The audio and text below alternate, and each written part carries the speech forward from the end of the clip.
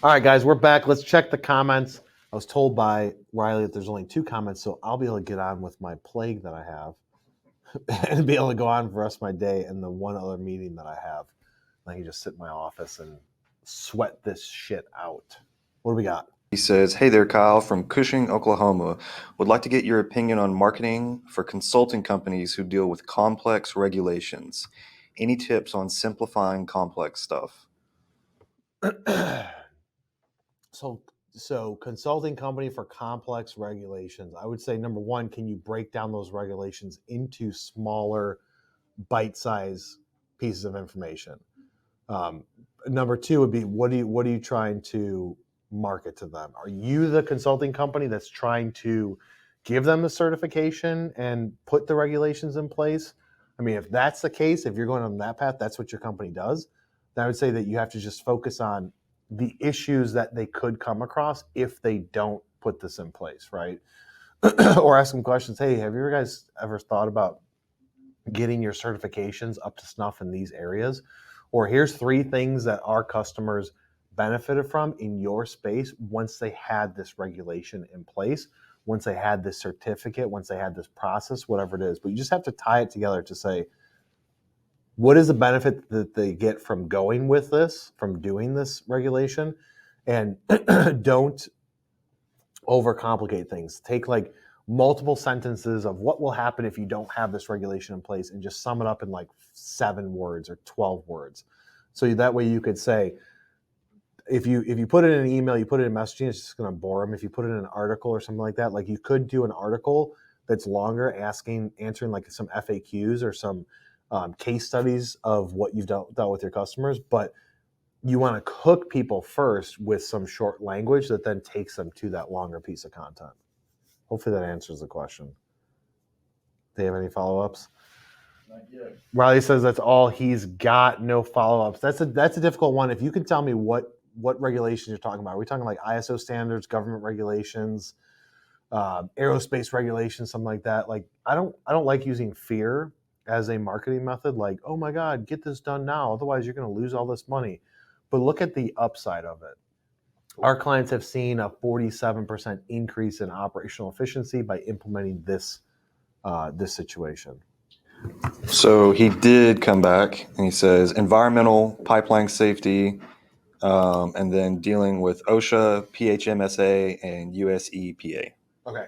So again, with that is like, there has to be some reason why they want to do it. Like it could be a deadline. Like the government's cracking down and saying that May 5th of 2026, if you don't have this in place, then you are not going to be able to do this job, get this money, win a contract, etc. So talk more about that, like deadline fast approaching, get this done now before it's too late. You can do things like that. You can say, I already implemented this with some of our other customers. They're seeing, again, this uptick, this upside of it, because they got these regulations in place before the deadline, before OSHA came down on them. They were able to win this business or go faster or increase efficiencies. There has to be some reason why people want to do it. It can't just be like, well, the government said so. Like, the government is stupid. I think we can all agree with that. But there is some rhyme or reason besides just to fill their pockets with new regulations. And maybe this is one of those where it does nothing but fill the politicians and the government's pockets. Then I would say get out of that business and go with something that you can be passionate about. But there has to be some upside to them. There has to be some improvement. If they put something in place and say you have to have it done by a certain date, try and use that as motivation to get people to actually pay attention to it. And then Sai has a question, and she asks, do plastics and sustainable companies also come under the industrial and manufacturing companies? And how is the scope for marketing in such companies? Yeah, so I'd say, I mean, when you talk about plastics, like compounding plastics, absolutely, that's still manufacturing. I would say even anything, chemically related, right? So if you look at plastics, which I know, unfortunately or fortunately, too much about, like DuPont makes a plastic. They're a chemical company, but they make an actual compound of plastic that then is created and distributed to companies like PolyOne, PolySource, M. Holland, Chase Plastics, like all those guys distribute and sell that plastic compound to people that then make it into an actual product. So that whole supply chain is manufacturing. Chemical companies that are doing plastics, environmental companies are people that are like, I'm renewable energy. That's industrial. That's still manufacturing. The marketing tactics don't change, in my opinion. Now, the specific verticals and how you attack it, that's where the magic happens.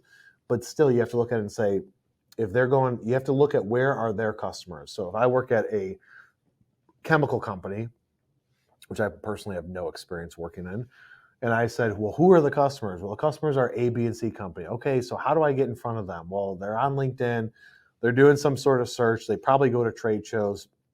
They all have emails. They all have phones. They all have those things, but then you have to figure out like what is going to get me the biggest bang for the buck. Maybe you test it out and say, email marketing does not work for that specific industry to those companies because they have blocks in place to prevent people from sending spammy emails. That could be the case.